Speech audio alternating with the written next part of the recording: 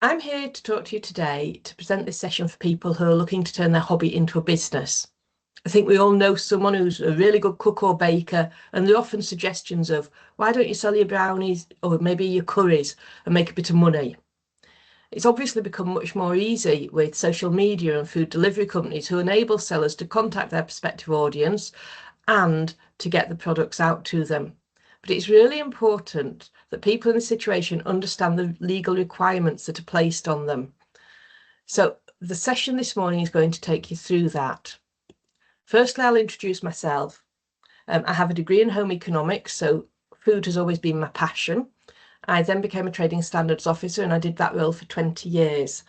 I then went on to be a labelling legislation manager at H.J. Heinz Limited for 8 years.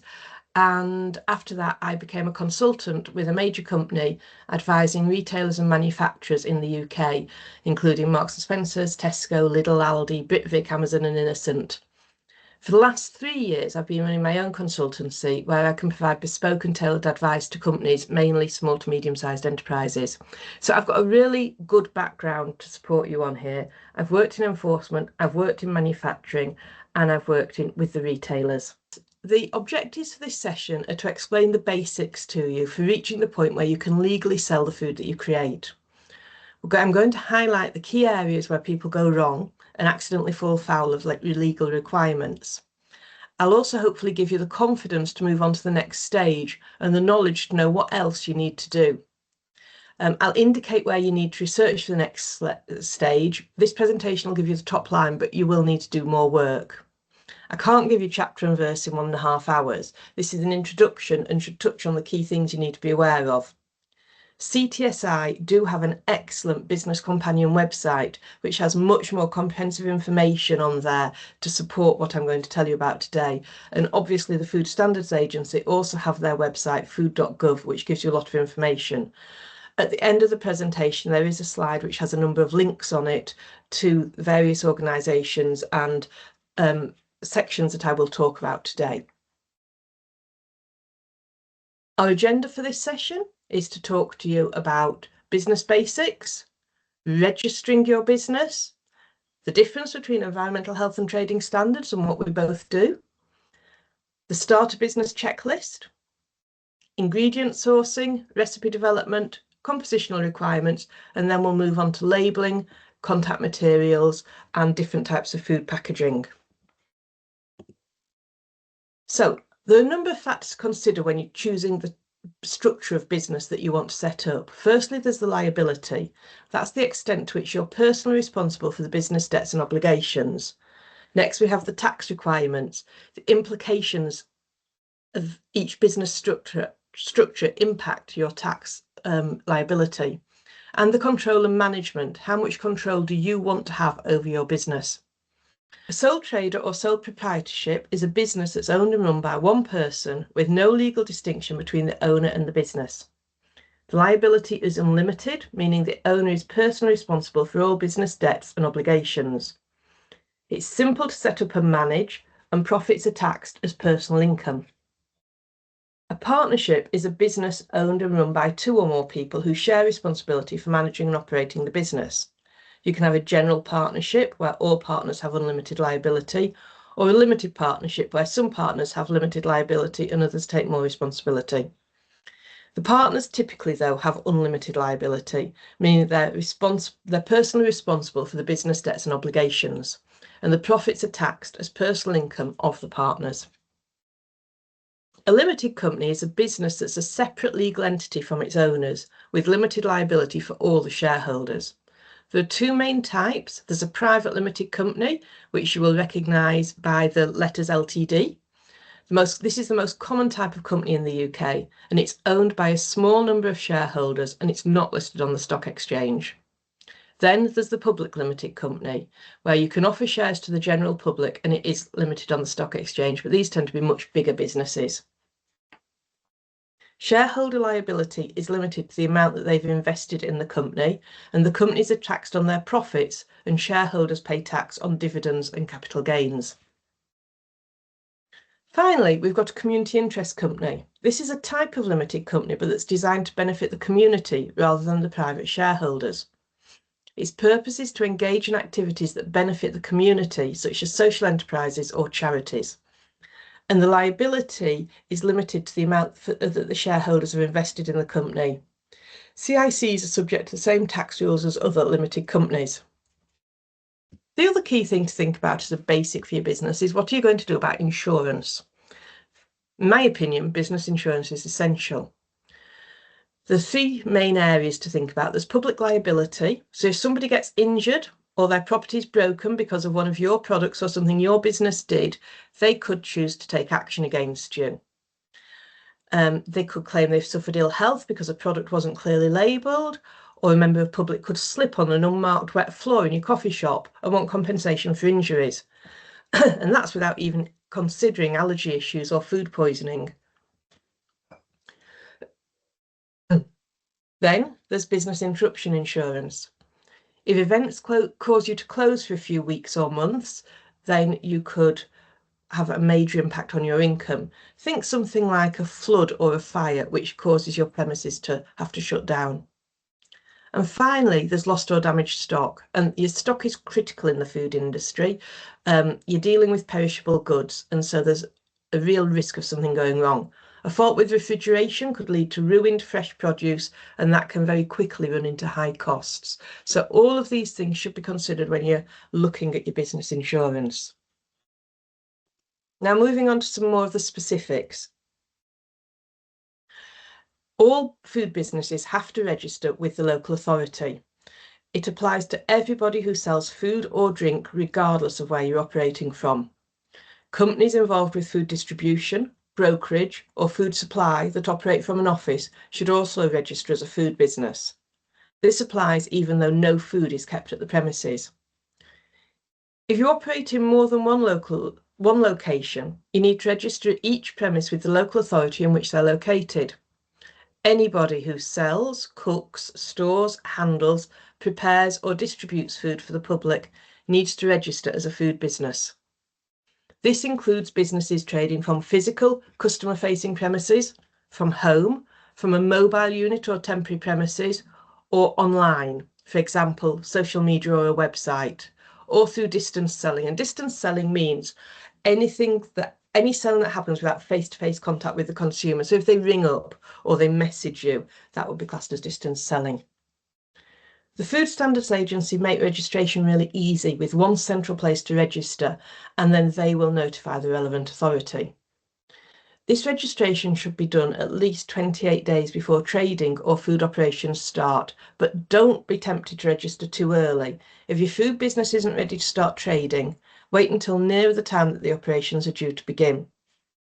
And there's two main definitions to think of. The food business operator is a term you will hear, and this is the person, the charity or the company who makes the decisions about the food business. They decide what it serves and how it operates. Secondly, there's the establishment, and this is the location or site of your business. If you have a mobile food business, then the establishment will be where it's normally stored overnight. And if the business is operating from your home address, that is the establishment and that is the postcode you must enter. So what information do you need? Because it's always quite off-putting when you have to start one of these begin registration. As you can see here, there's the big green button, but you don't know what they're going to ask you. So we've just gone through to find out the key details. Firstly, you put in your business postcode. It could be your home address postcode. You confirm your address and you confirm the type of business you are.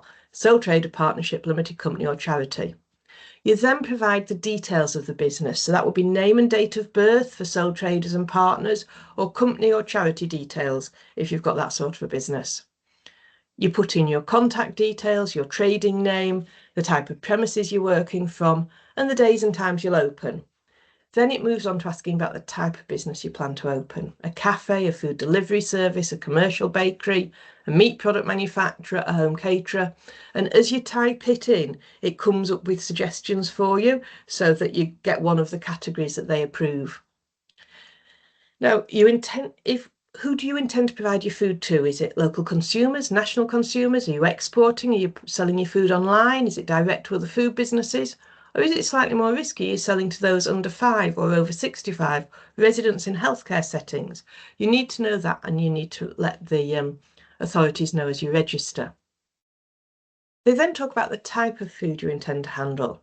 Raw, unwrapped meat, fish and shellfish. Ready-to-eat food that will not be cooked or reheated before serving. Food that's been cooked or reheated by you, or food that you've imported. And they want to know what processing activities you intend to carry out. Are you vacuum packing using sous vide, fermenting or curing meat and fish? Is it pasteurisation? Production of food of animal origin that are not recooked thoroughly, such as steak tartare or ceviche?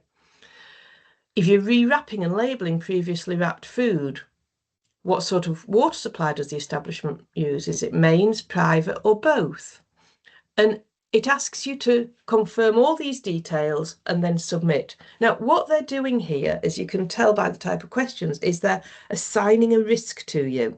They're looking at what level of risk your food business could have.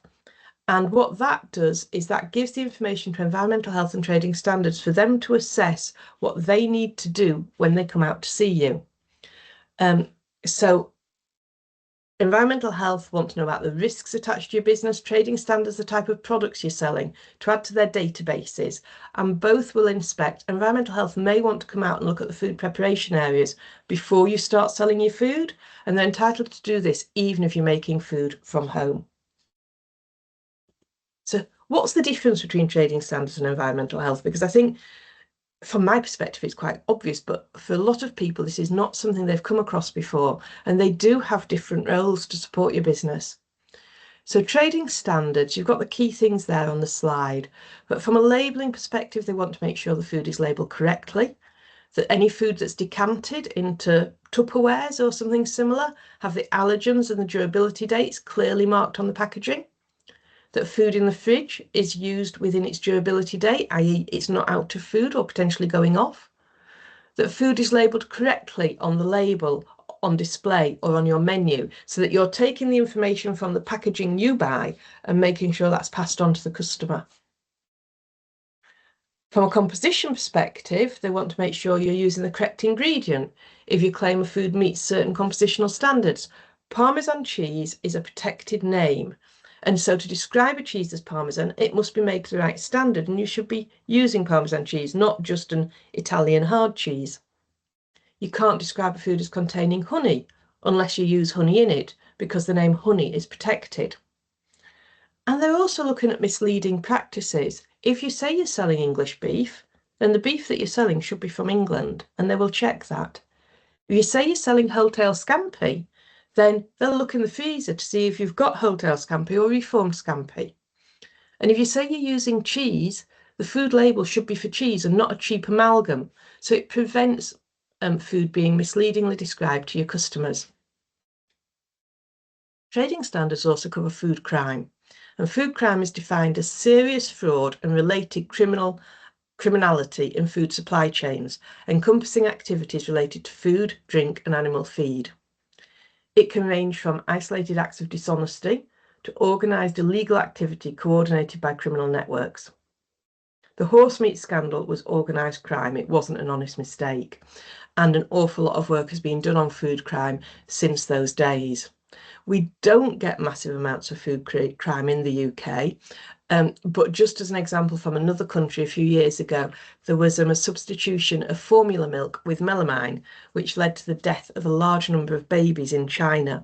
And this sort of thing we need to make sure doesn't happen in the UK, which is why Trading Standards do ongoing research into food crime. Now, Environmental Health are there to ensure the premises and the practices being undertaken are hygienic and lead to safe food. They'll want to ensure that staff are trained and understand about cleanliness, and that you all understand about how to prevent cross-contamination of foods with other foods by using appropriate practices.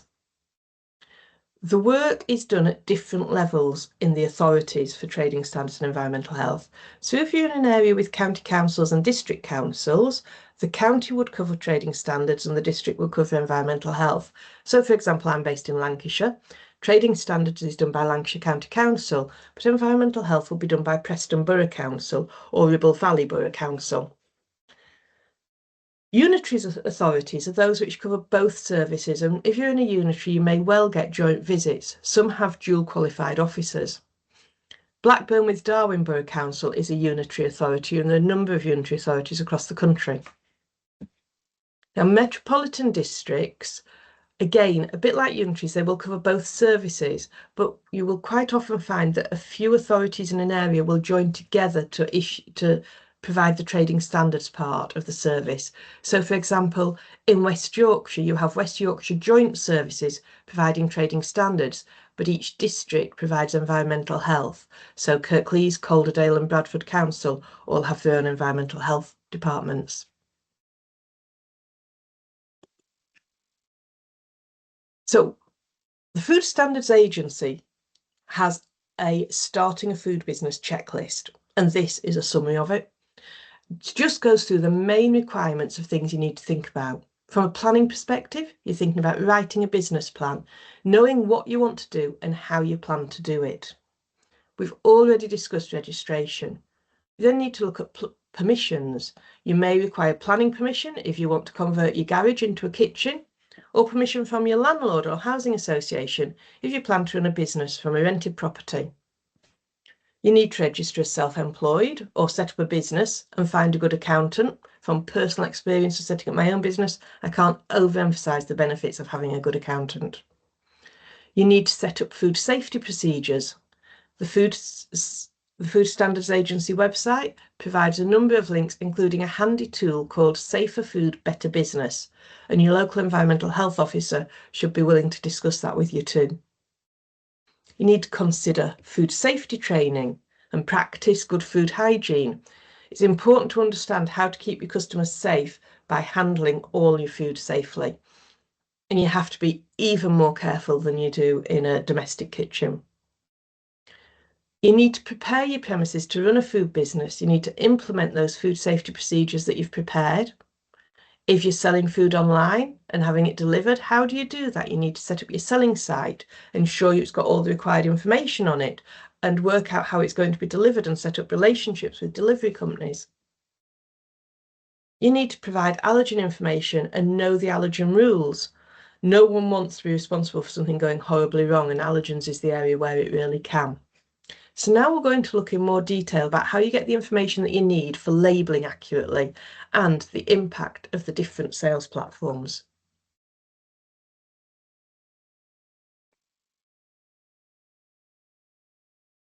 Firstly, we need to think about where you will buy your ingredients from. There are three main places you're going to go to: a manufacturer, a wholesaler or a retailer, and we'll look at the pros and cons of each. With a manufacturer, they will provide product specifications. That will be documents that have every bit of information about the product in, what it contains, how it's to be stored, what its shelf life is, what the micro requirements are, any contamination requirements. It will give you everything. Normally, if you work with a manufacturer, you'll have an ongoing relationship, and that will lead to them automatically updating you if anything changes. If you have a contract with them to buy a certain product and they make any change to that product, they will update you about those changes, and that can include recipe changes, and that can be really useful. However, they will also probably have minimum orders, which is likely to be prohibitive, particularly at the beginning of setting up your business. So then let's have a look at wholesalers. At wholesalers, you can do bulk purchases. You might be able to pre-order to guarantee your preferred brands, or just buy your preferred brands in bulk. It's business to business, so labelling information may be in a commercial document on your invoice rather than on the packaging. And if that's the case, you need to recognise and keep those commercial documents because you'll want to use them later. And they will often have a portal so that you can actually download the whole product spec as you would if you're buying the product from the manufacturer. However, they are unlikely to contact you to update you when changes occur. So every time you purchase, you need to double check that nothing has changed in relation to the ingredients or the nutrition of the products that you're buying. And there's nothing to stop you buying from a retailer. However, in that circumstance, you are reliant on the labelling information on each product, and you may find that they don't carry sufficient stock of your preferred brands, and you need to have a backup plan if that's the case. They also will not provide you with any update on changes to recipes. That's a case of you carefully looking at the labels to ensure that you understand what you've bought. A key food safety requirement is that food producers can trace one back and one forward. So what you bought and who from, and what you sold and who to, in case of any need to recall. You need to write an ingredient list and identify the allergens in your food. And to do that, you need to know the details of what you're actually using. Different brands will use different ingredients. The market leader's tomato ketchup contains celery. Many own brand ketchups do not, and celery is an allergen. So just by swapping from one ketchup to another, you will potentially change the allergen status of your food. I worked with a lady a little while ago who manufactured her own marshmallows and chocolate sauce, and she decided that for Christmas she was going to make a s'mores gift pack containing marshmallows, chocolate sauce, digestive biscuits, skewers, and a gel burner set. This was being marketed online and would be posted out to customers. It was packed in a lovely gift box and required full labelling, including all the ingredients for each component. However, as we were going through the process of putting this together and sorting out the labelling, she explained that she went to a discount retailer and each week she bought whatever plain biscuits were the cheapest that week. So each week her ingredient list could potentially change as the contents of the biscuits change, because obviously she unwrapped them and put them in her own packaging. This creates a real complexity and risk. Just think about different ingredients in biscuits. Some could have butter in, which contains milk. Others could use vegetable oil, and that might contain soya. Milk and soya are two allergens that have to be highlighted on pack. There are different mixes of cereals potentially. Some might just contain wheat, or some might be a mix of wheat and oat. And again, those are different allergens. What I would always suggest is that within your recipe, you state the brand of each ingredient and you stick to it. But even then, you don't know what changes manufacturers are making. Many manufacturers do quiet cost reductions on a regular basis that they don't shout about on the label. So each time you purchase, you need to double check that nothing's changed for your due diligence. I would suggest you keep a copy of the labels and which dates production you use those products as ingredients. And this forms the basis of your traceability, which we'll talk about as we go on. Even if you're not legally required to attach a label to your product, and not all circumstances you're not required to, we will discuss which circumstances you need a label and which you don't as we go through. If a customer asks, you must always be able to provide comprehensive allergen information and preferably ingredient details. Just remember that customer could be an enforcement officer who is checking up on your systems. So this slide shows a number of areas to think about when you're developing your recipes. You may be taking a recipe you already make and wanting to sell it, but you may be setting yourself up to sell foods to people who attend a gym and you plan to hit the right nutrient macros and micros for their training program. Each of these approaches needs you to think about what you're doing and what information you need. And this is where recipe development comes in. The first point is the recipe should be written down and repeatable. Everybody, be it you, your staff, your partner, should be able to make the produce to the same level every single time it's made. There's no more a bit of this and a bit of that cooking by eye. You need to develop a recipe which you and your customers are happy with. It needs to be costed, and you need to be making a profit because you're doing this for a business. Once you have a written, agreed recipe, then you can confirm the key information. Is the name accurate or misleading? Does it describe the food properly? Does it allow you to put the claims you want to on the label? Do you have substantiation? Are all the claims that you want to make able to be substantiated and explained? So what does that mean? So if you want to put contains vitamin C on your label, you need to know how much vitamin C is in there. And then there is legislation that says it has to be a certain level of vitamin C to make a claim. And that vitamin C has to be present throughout the whole life of the product.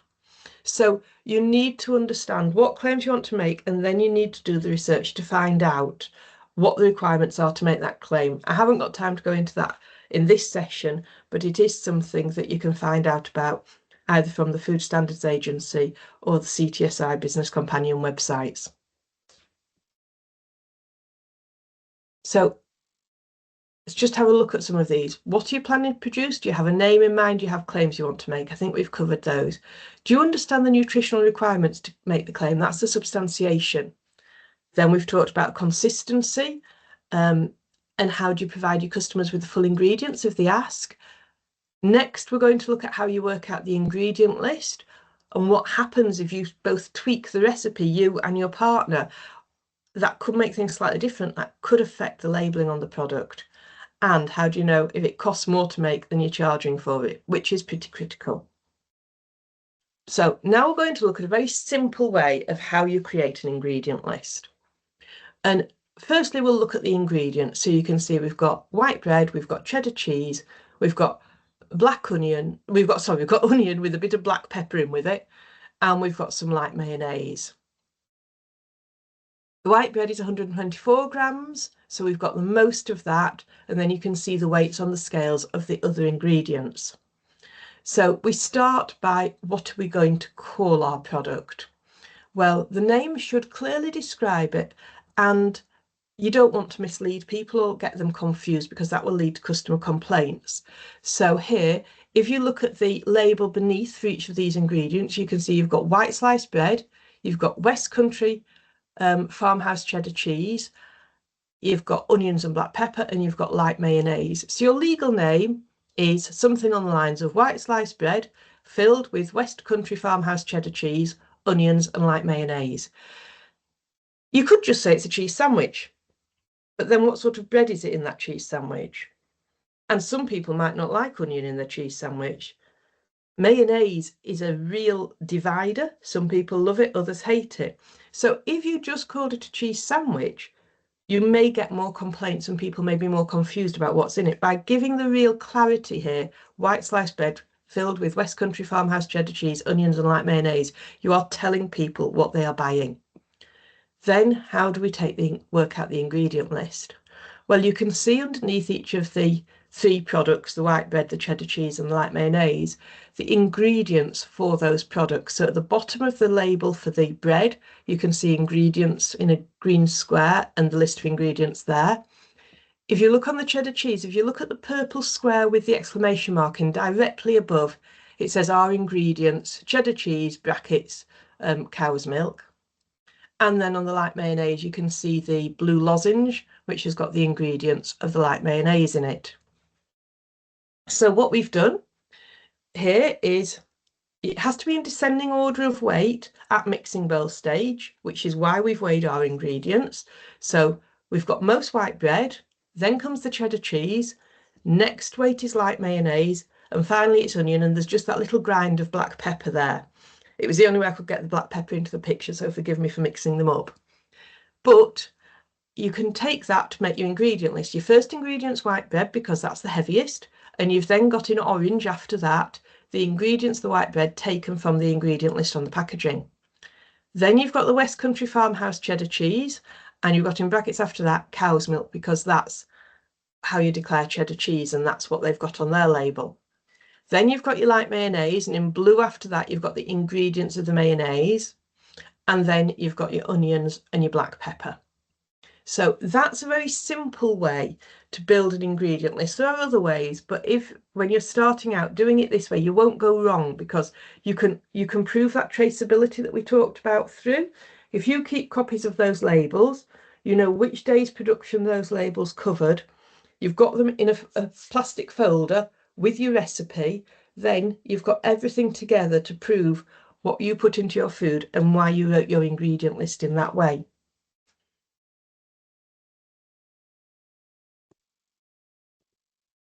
We do have a thing called QID in food labelling.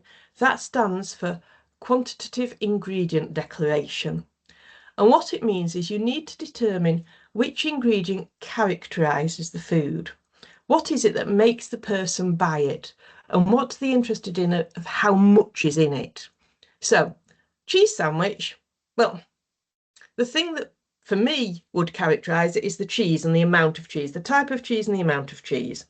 Because if you've got a row of cheese sandwiches, I'll look for the ones that have got most cheese in them. And I'll probably look for one with the strongest cheese in because I like strong cheese. So what you do is you work out, and you can see here the maths in the little table, the weight of each of the ingredients, they total up to 257 gram, and then you can work out the percent of each of the ingredients.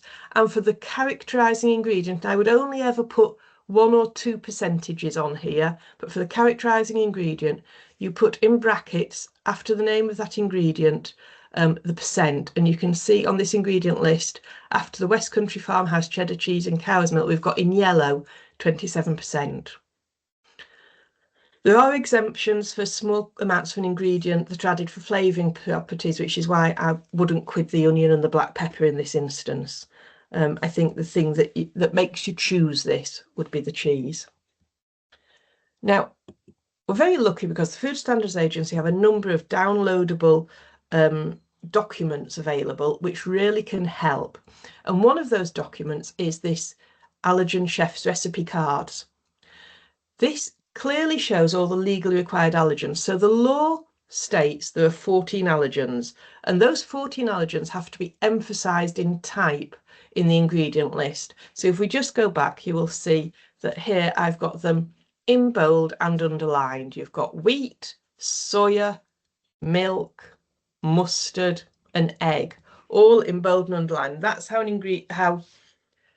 your allergens have to be displayed. The legislation says emphasised in type. So you can do bold, you can underline, you can do capital letters. Those are the 3 main ways it's done. But this gives you those list of allergens. So you don't have to remember them because they're there on the chef's recipe card for you. You can put down what the dish is, what the date is, who the chef is, and who's reviewed it. And then you tick which the allergens are. Now, if you were to put one of these with the recipe on the back, which you can handwrite on there, your recipe and the brands of ingredients you're using, and put that in your folder with the labels, you have there got your due diligence. That's everything that is going into your product. And if anyone says, what was in this, you can show them exactly what was in it and what ingredients you used. And that acts as your substantiation for your labelling information.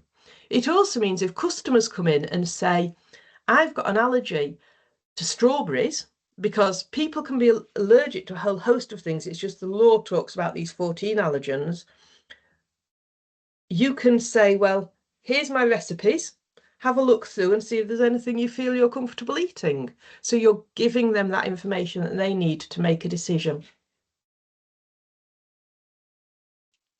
Now, what happens if something changes? You run out of white bread and the chef just decided one particular day to use brown bread. That can have a number of knock-on impacts. We haven't got the name of this brown bread here, but it was multigrain sliced brown bread. So immediately that would change the name of your food because you need to start with multigrain sliced brown bread filled with West Country Farmhouse cheddar cheese, onions and light mayonnaise. We also have a look, the bread only weighs 80 grams, which reduces the overall weight of the sandwich to 213. And because quid is a percentage, if you actually work out the percentage of cheddar from the overall sandwich, now there's less bread in it, the percentage of cheddar increases to 33%. So your quid changes. But the most important thing is if we look at these ingredients and we look at in the bold here, and you can really see these allergens popping out at you, they've got wheat, sesame, barley, more wheat and soya in there. Well, actually, our original white bread only had wheat and soya in it.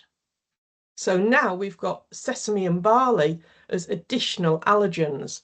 So just by changing the bread, we've changed the name of the food, the quid of the cheese, and the allergens, all of which impact the label. So what happens if you're running your cafe or your sandwich shop or your bakery and you run out of an ingredient? Do you send someone to the local convenience store to just buy one?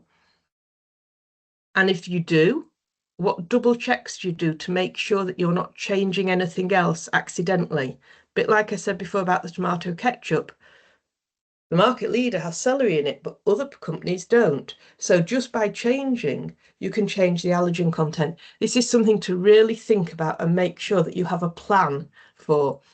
My view is, unless you can get the same brand that you normally use, if you run out, then I'd take the product off the menu for the day. And I'd leave it a few days to produce until you can get the right brand. But this goes right back to that bit we talked about at the beginning about where you buy your materials from. Because if you're going to the retailer, you might go one day and find out they don't have the brand you use. So what do you do then? Do you buy an alternative brand or go somewhere else to get the brand you use? All of these you need to make a contingency plan for so that you know what you're going to do. Next, we move on to composition. Now, some foods have what are called compositional standards, and I've put the key ones down the right-hand side of this slide. They lay down the content of the food, they can restrict the use of some ingredients, and they can give specific labelling requirements. You do need to be aware of them. Butter can only be made from milk, and milk can only come from a mammal. So you can't call something plant-based butter, you'd need to call it plant-based spread or something similar. Pork sausages have to contain at least 42% pork. Unless you've looked at the meat and similar products regulations, you would not be aware of that. So there's a whole host of things that you need to think about in relation to the composition. Say some restrict the use of ingredients. Colours cannot be added to chocolate. They can be used on the outer surface to decorate it, but you can't put a colouring into chocolate. Flavourings can't be added to whiskey. So that's another thing that you need to be aware of if you're looking to distill some interesting, innovative food and you can't find another food like it on the market. Does that mean that you are a real innovator, or does it mean there's a legal reason why you can't do it? A couple of years ago on Dragon's Den, somebody got through to the interview stage and their business plan was to make alcohol with added protein. Because all these people who go to the gym who want a protein hit when they come out of the gym, but might want to go to a party as well, that was the idea. But you are not legally allowed to add protein to alcohol. So it was a non-starter because the law says you can't do it. And you need to be aware of that before you put too much money into something. There are also specific labelling requirements. If later on today you go and get a jar of jam out of the fridge, it will say on it, prepared with X grams of fruit per 100 gram, and the total sugar content is X grams per 100 gram. That's not that they've just decided to put that on there. That's a legal requirement that it says that. And milk chocolate must state on it cocoa solids X% minimum and milk solids X% minimum. Again, there's a compositional standard that says that, and that affects the labelling. If you're buying chocolate chips to go into a cookie, then if you buy standard chocolate, you won't fall foul of the law. But if you buy cooking chocolate that's actually called chocolate flavoured coating and shouldn't be described as chocolate, you could find yourself in a problem. So you need to get the hang of really looking at the labels of the products you buy to make sure they're what you think they are. And we will talk about the names of foods in a few moments. Always look at it to find out what your ingredient actually is. Then we have some protected origin foods with geographic indications. There's a European scheme and a UK scheme. The European is called PGI PDO, and there's a website that I've given you a link to later. And the UK scheme is called geographic indications. So a Cornish pasty is protected by the UK scheme, and it has to be made within the boundaries of Cornwall. You can make pasties that look like a Cornish pasty and taste like a Cornish pasty anywhere in the country, but you can only call it a Cornish pasty if it's made within the boundaries of Cornwall. However, this scheme goes on, the protected name scheme, to give you much more detail. And I just want to read a bit of it to you to explain the level of detail in there if you are in Cornwall and making a Cornish pasty. The Cornish pasty is a savoury, D-shaped pasty, which is filled with beef, vegetables and seasonings. The pastry can be short crust, rough puff or just puff. The mandatory filling for Cornish pasties are sliced or diced potato, swede, onion, and the vegetable must not be less than 25% of the whole pasty. Diced or minced beef, the meat content must not be less than 12.5% of the whole pasty. It can be seasoned to taste, primarily with salt and pepper. The filling ingredients must be uncooked at the time of sealing the product. Now that's a lot of detail. So if you are making a Cornish pasty within Cornwall, you need to be aware of that and you need to finish that, because if you think I'm going to do something different with my Cornish pasty, I'm going to do a lamb Cornish pasty, you could fall foul of the law without being aware of the fact that actually you can't do that because it has to be made with beef. So these are things just to do your research on. There are also additive restrictions, so the levels of additives allowed in certain types of food are restricted. If you buy your raw materials from reputable UK or EU brands and you don't add any additives yourself, you're unlikely to go wrong. But if you're adding additives, you need to do some research or use a reputable food regulatory consultant to do those checks for you. Right, next we're going to move on to the labelling.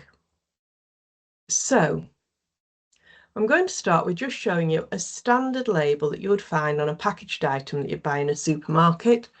And this shows you the basic information that goes on a food label. The name of the food, which we'll talk about in a few minutes. We'll talk about all of these aspects over the next few slides. The ingredient list with the emphasised allergens and the quid. The name and address of the food business operator. And the quantity or volume of the food. You need a nutrition table, and this is the basic nutrition table, the minimum information you should provide. Instructions for use and storage, and its durability, so its shelf life. Let's start with the name of the food. So many foods carry a fancy or a descriptive name, such as Coca-Cola or Smarties, for example, but they're also required to carry a legal name, and this is normally found on the back of pack directly above the ingredient list. The legal name should clearly describe the food. It can be a name required by law, such as butter, which is legally defined, and it can be a customary name, which is what it's known as in the area where it's being sold. However, customary names can cause problems because they can change quite quickly. I don't know about you, but what do you call a plain bread roll in the area that you live? I grew up in West Yorkshire, where it was a tea cake. I lived in Manchester as a teenager, where it was a barm cake. And now I live in an area where it's an oven bottom. They're all the same thing. It's just different names for it. So if you're wanting your reach to be wider, customary names can be a bit of an issue. So the alternative to that is you give a descriptive name. And that should be something that clearly describes the food and is not misleading. So what do you think the descriptive name for Smarties could be? Well, it's milk chocolate in a crisp sugar shell. It clearly describes what a Smartie is. That statement at the bottom, milk chocolate contains veg fats in addition to cocoa butter, is a compositional requirement from the chocolate regs. If you have different sorts of fats in chocolate, that has to be stated with the name of the food. So to give you an idea, the name of the food, is something that clearly describes the food. It shouldn't be a fancy name, it shouldn't be a brand name, it just needs to clearly describe the food. Now, CTSI have this really handy infographic on their website going through the name of the food. They have infographics for a number of these aspects, which are quite useful.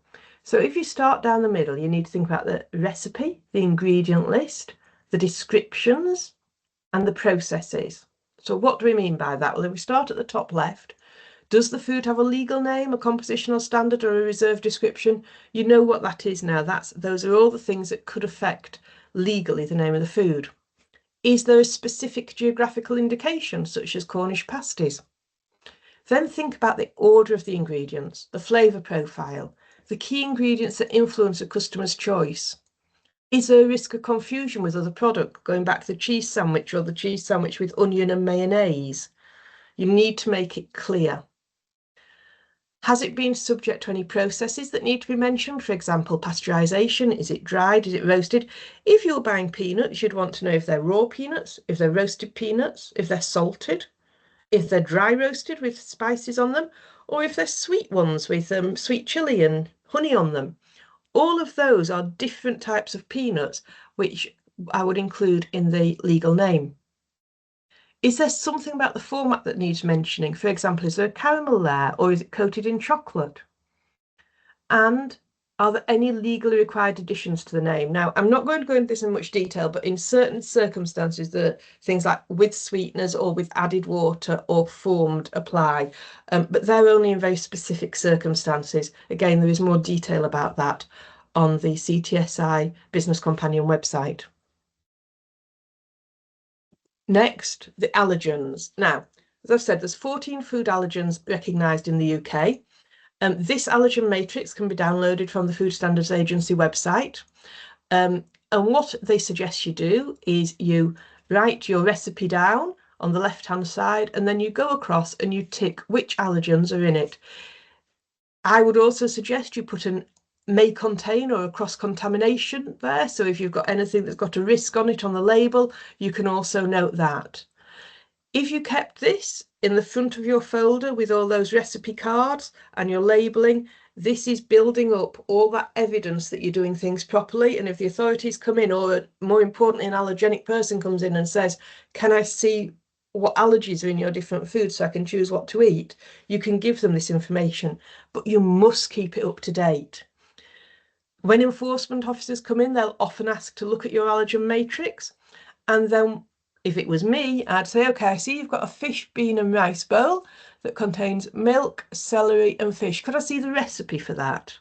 And can I see the ingredients in it? And I would go through and I would double check an aspect of this to make sure that what you're recording is being recorded accurately and is being kept up to date. One of the key areas we find wrong with allergen matrices, well, the key one is it not being kept up to date, but the other one is where you do things like daily specials and nobody thinks about incorporating them in there. So that's just a hint to you. Now, when you go on to the quantity, you need to declare a weight or a volume on the vast majority of foods, and that should be declared in metric. You have the option to declare it in imperial, but you should always have metric, and metric should be more prominent.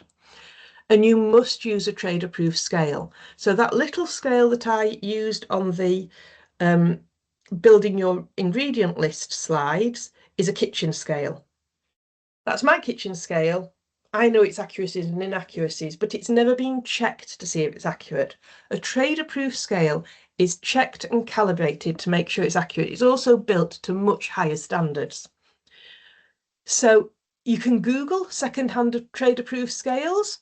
And if you do buy one, then I would strongly suggest you find a calibration organisation and get it calibrated and serviced on receipt to confirm its accuracy, and then get it recalibrated annually just to make sure it's okay. The other thing you can do is you can buy a calibrated weight. So if you're doing 200-gram packs of brownies, then if you get a weight for 200 gram every morning when you put your scale on, you can put your weight on it, and it just gives you that certainty that your scale is remaining accurate. You also need to think about the weights that you're using. So if you're selling 10-gram sachets of herbs, you need a more accurate scale with a smaller range than if you're selling 500-gram bags of rice. The scales you buy should be appropriate for the job you use them for, but do not use home scales. They are not legally allowed. So when you do put your declaration on, the law lays down what the abbreviations are. So I've given you them there. kg and g are in lowercase, but litre or milliliter, the litre can be, it should be in uppercase for litre, but for milliliter it can be upper or lowercase. And it also lays down the size of the numbers that are used. So if you're doing a product and it's 50 grams, the 50 should be at least 2 millimeters high. Between 50 grams and 200 grams, the numbers should be 3 millimeters high. And between 200 grams and 1 kilo, they should be 4 millimeters high. Above 1 kilo, they should be 6. So basically, the size of the declaration on there increases with the size of the packaging. Now, this looks like a really complicated slide, but this is to give you some basic information. On your trade use scale, and just going back here, probably down the side or just under the lip here or on the back, there will be a plate. And that plate will include this really critical information. Now, on the left-hand side of this slide, as you look at it, there are 2 plates which are up to date, the sort of information that will be put on a new scale now and has been done for the last few years. And that the only difference between these 2 plates is the fact that some have CE and some have UKCA. Both are legally acceptable in the UK.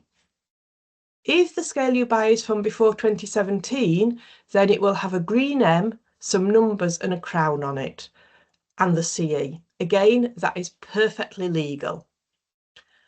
However, if on that plate you find any of these 6-point stars, that means the scale has been found to be inaccurate and has been rejected, so it cannot be used for trade. So if it's got one of those on it, you send it back or you don't buy it because you can't use it. So I hope that's helpful in finding out about the different sorts of scales. Now, durability. Perishable food needs to have a use-by date on it, and that use-by date will be in the form of day, month, year. It will be unsafe to eat if it goes past that day, and if you need to store it in a certain way to get it to that date safely, it should say. So here we've got an example of use by, keep refrigerated.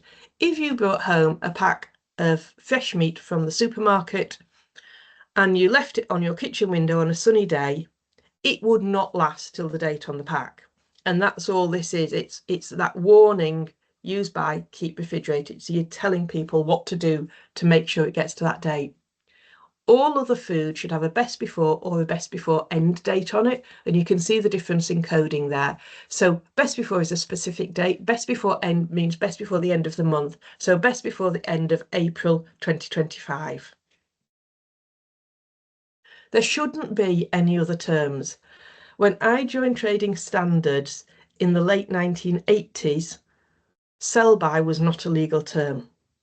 It has not been a legal term for many, many years. However, people still talk about the sell-by date.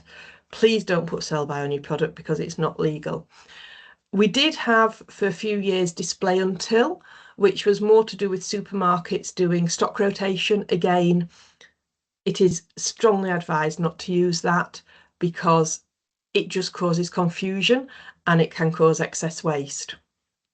So you need to put on there a use by or a best before.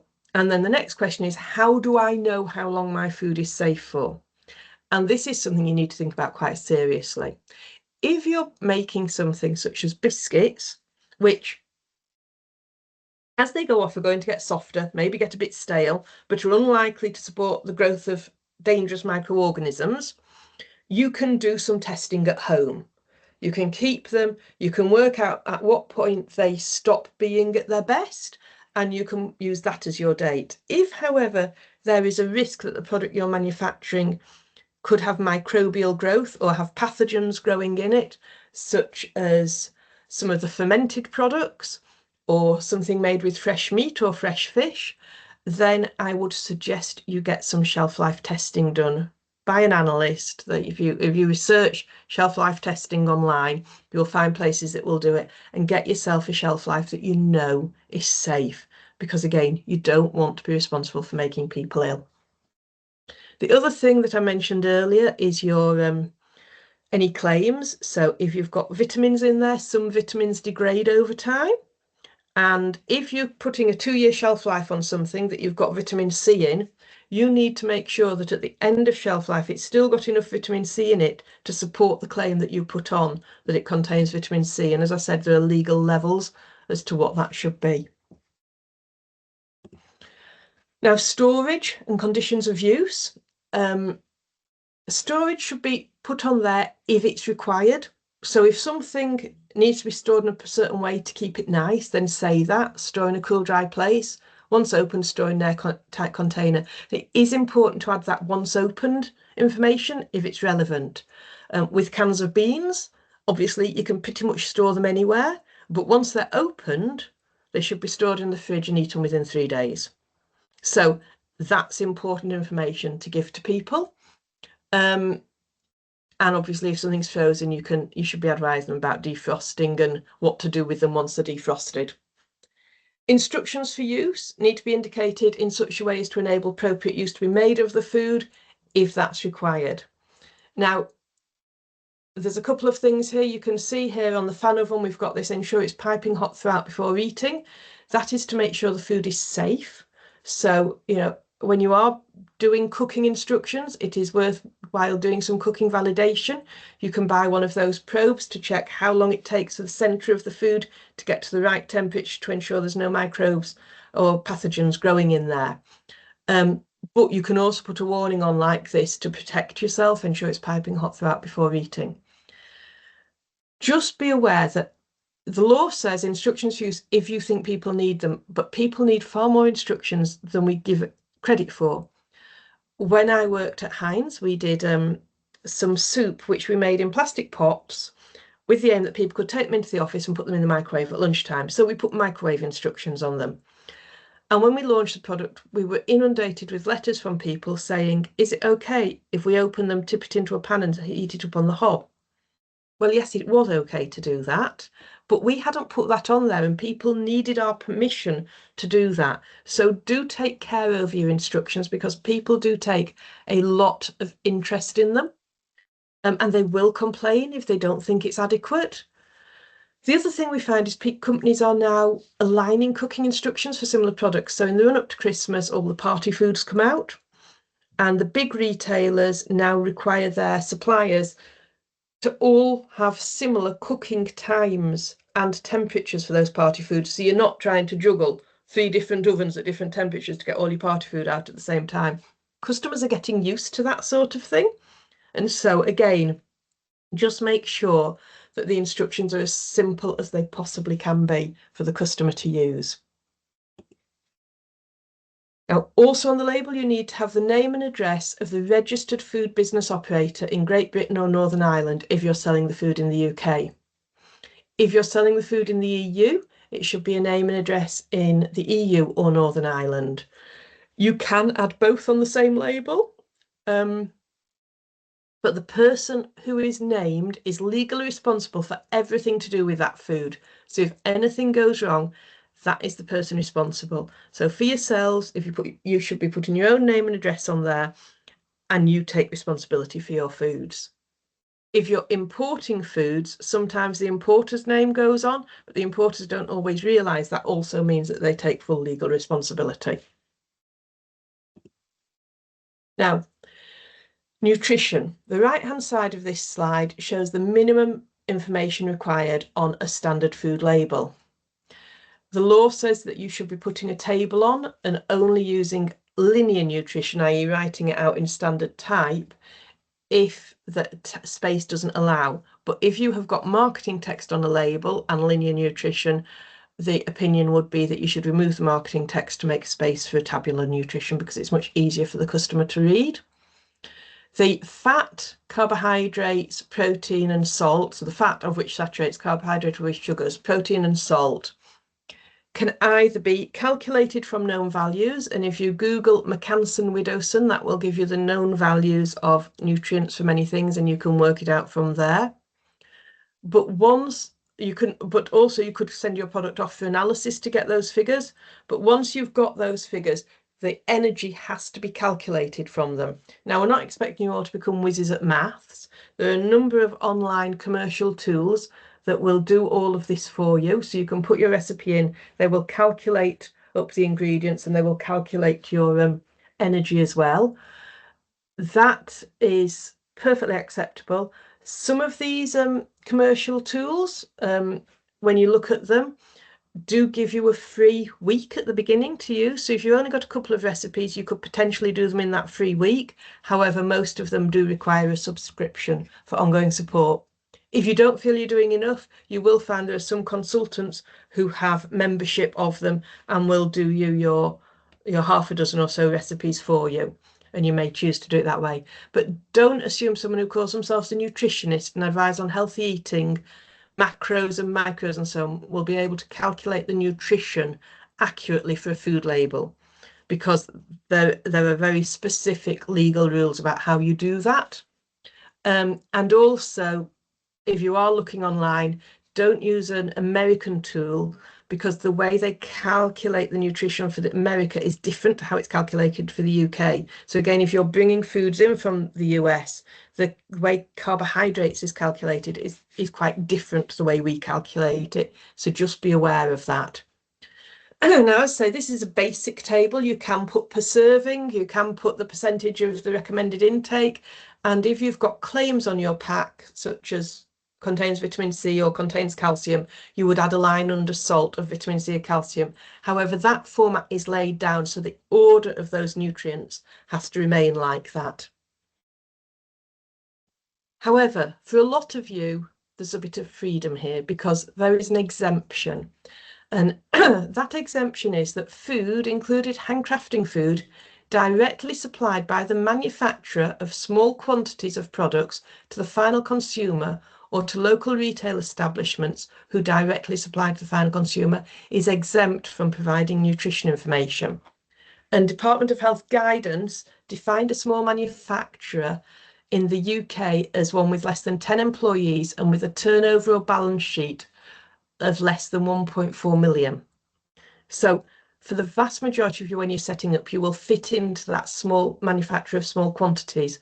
And then local retail establishment is really interesting because that's defined as those within the supplying manufacturer's own county plus the greater of either the neighbouring counties or 30 miles from the border of the county.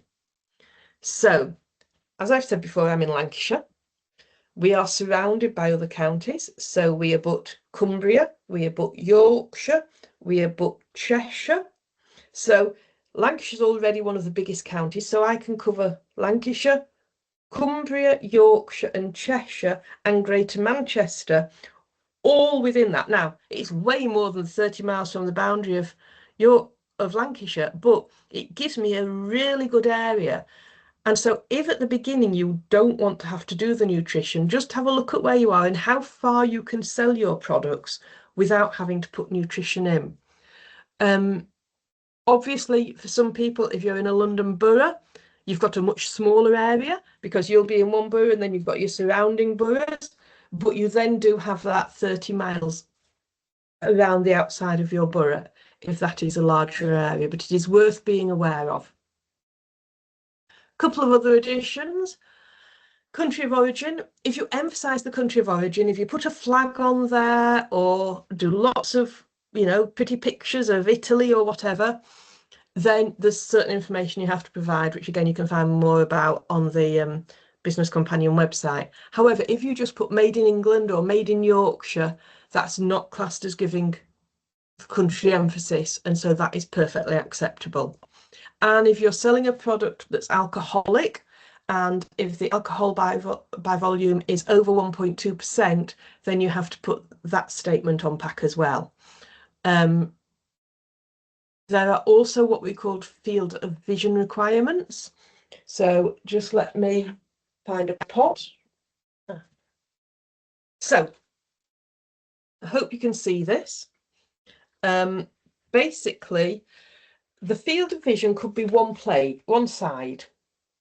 However, if you tip it slightly, you can see this edge and that slide at the same point. So they're in the same field of vision. And if you go from this end, you can see those three pieces at the same field of vision. So field of vision is what can you actually see in one go. So for a box, it's normally 3 adjoining sides. But if you have got a can or something circular, then you need to look how much of this can you actually see at one time. And if you can see plenty of it together, that is your field of vision without having to twist too much. So in the same field of vision, you must always have the legal name, the weight, and the alcohol by volume if it is relevant. So that's just one other thing about your labels. Now, when you're packaging your food, any utensils that you're using or packaging that you're using must be safe to use with food.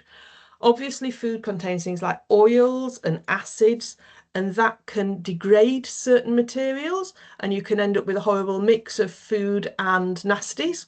So there is certain packaging and utensils are designed for use with food, and they are what is called food safe or food grade.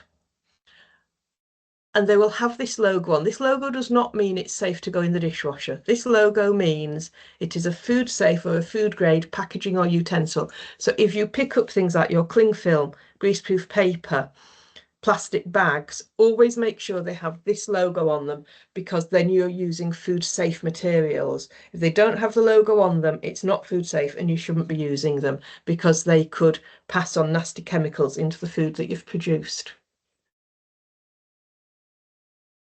Now we're going to look at different types of food and the labelling that goes on those different types of food, because what I've told you about so far is all the different composition, how to build your ingredient list, and what the basics of labelling are. But different food sold in different types of ways has different labelling requirements. So a pre-packed food is a food and the packaging into which it was put before it's offered for sale.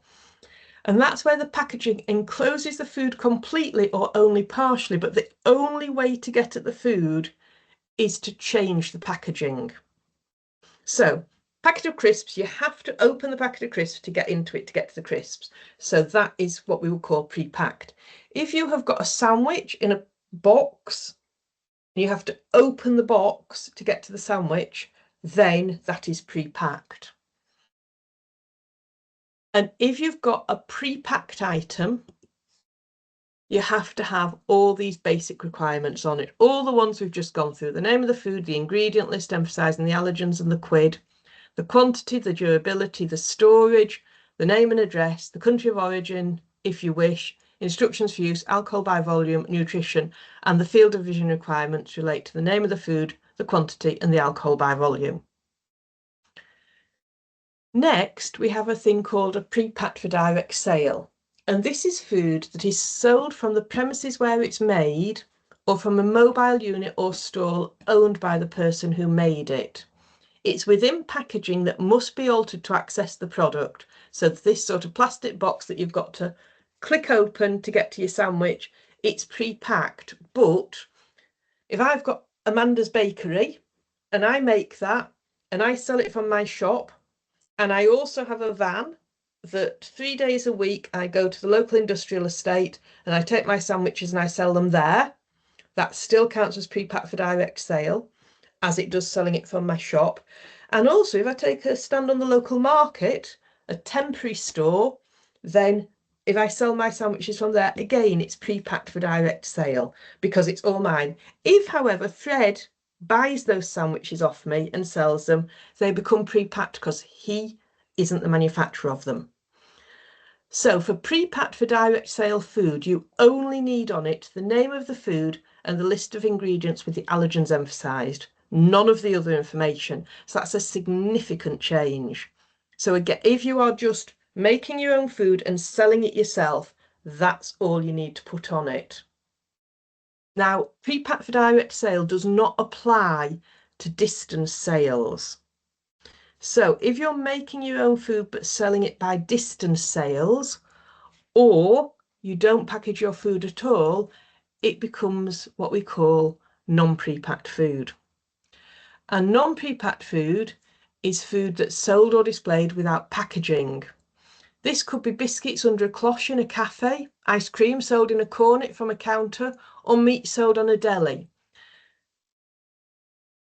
That food can be packaged at the request of a customer. So those brownies, they could put them into a paper bag and give them to you, or they could slice you some ham off a leg of ham and put it into a plastic bag and give it to you. But it wasn't pre-packed because it was only put into that packaging for hygiene reasons as they give it to you.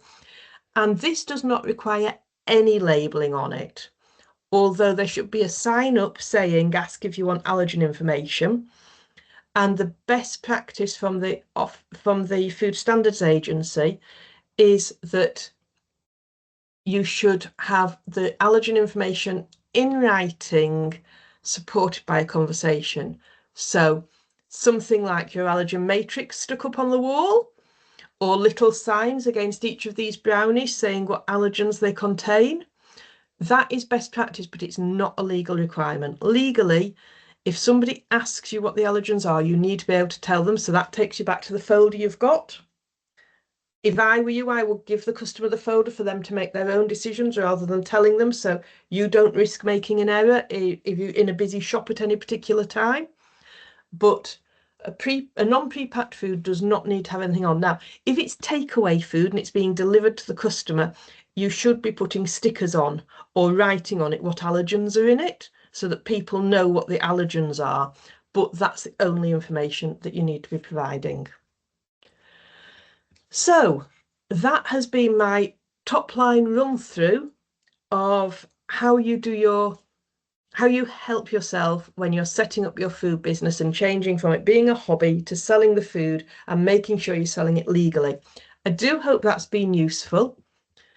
As you can see, this is the list of resources I talked about. This has got where you download things like the food allergy matrix and the chef recipe cards, where you find out about registering a business, the starting the food checklist that you can download from the Food Standards Agency.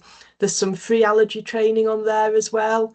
The allergy intolerance sign that you can download, information about approved weighing equipment and how to get onto the CTSI Business Companion website. And then at the end, there's a couple of things about protected names, both the UK and the EU scheme. The objective of this session was to explain the basics for reaching the point where you can legally sell food you create, highlight the key areas where people go wrong and accidentally fall foul of the legal requirements, give you the confidence to move on to the next stage and the knowledge to know what else you need to do, and indicate where to research for the next stage. Hopefully this presentation has given you the top line, but we do understand more work is needed. So thank you very much for listening to this, and I hope you found it interesting. Bye.